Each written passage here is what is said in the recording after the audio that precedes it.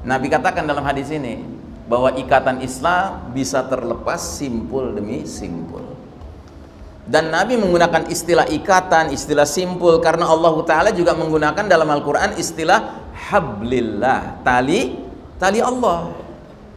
Kan bunyi ayatnya surah Ali Imran 103 adalah wa'tasimu bihablillahi jami'an, berpegang teguhlah kalian kepada tali Allah jami'an.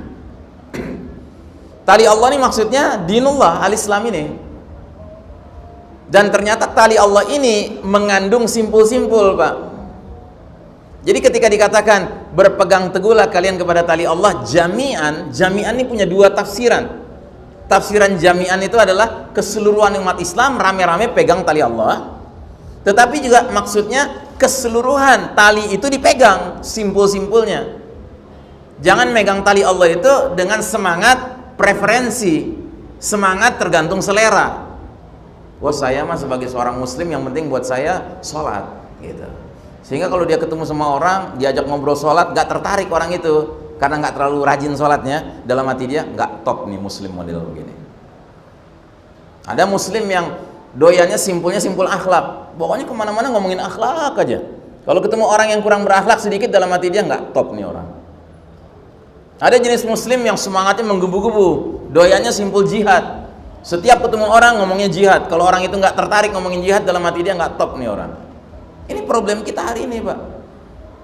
Makanya Allah Ta'ala mengatakan udkhulu fis silmi kafah, masuklah kalian ke dalam agama Allah ini, al-Islam ini kafah, totalitas. Wala tattabi'u khutuwatis syaitan, dan jangan kalian ikuti langkah-langkah syaitan. Dan langkah syaitan itu bagaimana? Salah satunya adalah seseorang itu peduli dengan Islam tapi bagian tertentu saja. Itu ikut langkah syaitan namanya. Ngomongin Islam tuh fikih aja gitu. Diajak ngomongin yang lain nggak tertarik gitu. Kita ini harus berlaku adil kepada seluruh simpul-simpul ajaran Islam ini. Nah, kata Nabi SAW, latunqadanna ural islami urwatan fakullaman taqadat urwatan tashabbathan nasu billati taliha. Sungguh ikatan Islam ini akan terlepas simpul demi simpul. Setiap kali satu simpul lepas, manusia bergelayutan pada simpul berikutnya. Fa awwaluhunna naqdan al-hukmu wa akhiruhunna as-shalah. Maka awal simpul yang lepas ialah hukum, dan yang paling akhir adalah salat. Dan hari ini praktis semua simpul sudah lepas, Pak. Simpul hukum nggak usah diomongin, Pak. Udah jelas di negeri kita yang mayoritas muslim, hukumnya bukan hukum Allah gitu. Suatu perkara yang harusnya kita renungkan dalam-dalam, Pak. Kok bisa ya kita negeri mayoritas muslim terbesar di dunia, Pak, tapi tidak mencontohkan kepada umat manusia di seluruh dunia ini bahwa kita pede dengan hukum Allah Ta'ala. Ya karena apa? Karena memang sudah runtuh tatanannya, Pak. Nah, jadi saudaraku rahimakumullah, sampai kepada simpul yang paling akhir pun sudah kita saksikan hari ini mengalami penguraian, ya. Di mana kita menyaksikan realitas saudara-saudara muslim kita yang terang-terangan mereka meninggalkan sholat, Pak. Ya, nggak ada perasaan bersalah meninggalkan sholat. Nah, jadi saudaraku rahimakumullah, perkara runtuhnya sistem iman tauhid dan sekarang berdiri sistem kafir syirik, ini adalah perkara yang sifatnya as-sira' al-abadi wal haqiqi abra tarikh al-insani.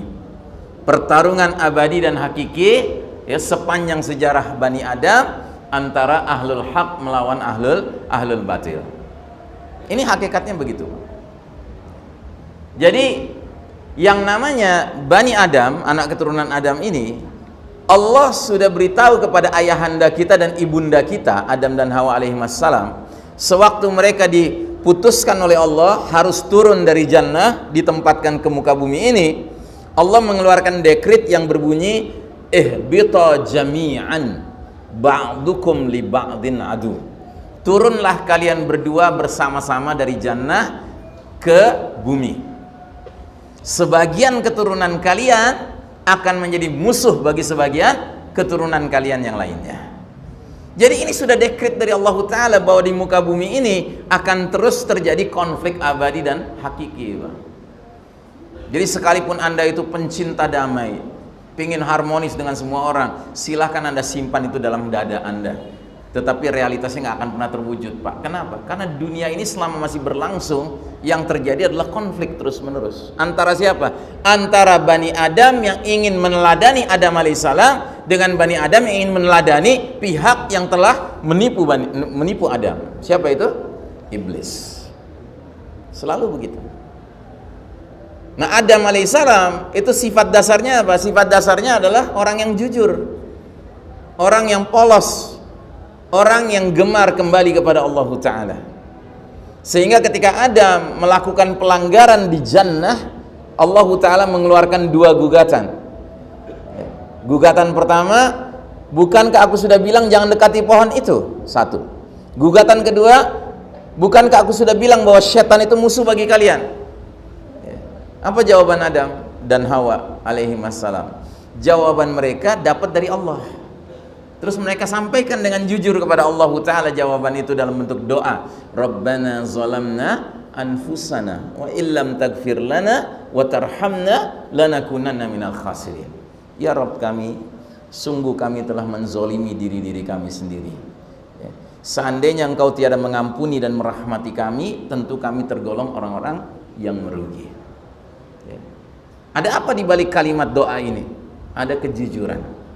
Nggak ada ceritanya Adam alaihissalam digugat sama Allah, ngebela diri, nggak ada. Dia ngaku terus terang, kami telah menzolimi diri kami. Terus di balik kalimat ini ada apa lagi?